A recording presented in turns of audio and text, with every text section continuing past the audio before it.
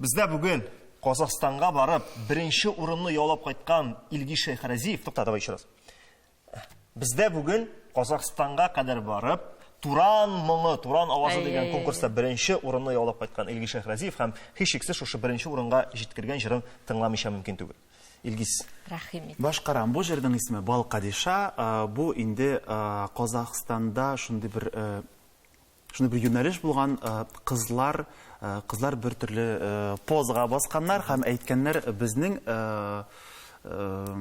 теләмичә кияүгә чыгасыбыз килми. Анда инде булган 85 яшьлек кешеләргә биргәннәр, көчләп инде әйе.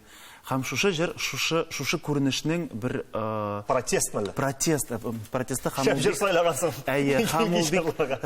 һәм ул бик казакларга бик якын һәм бик трагедик җыр. Балкадиша дип атала. Исеме шушы кызның Балкадиша.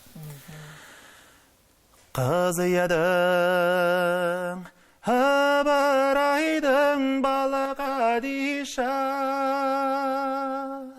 боралған белең нәзік ошырқын Балкадиша.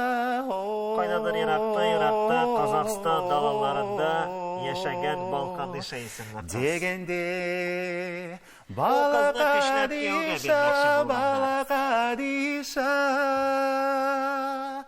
кияуің 85-те, ошырқын Балкадиша.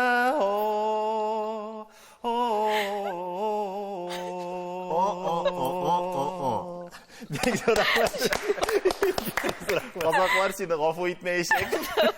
Юк, яратабыз Казахстанны, яратабыз казакларны. Бик матур башкарган җырны. Күз яшьләре чыкты. Рәхмәт бик зур. Афәрин.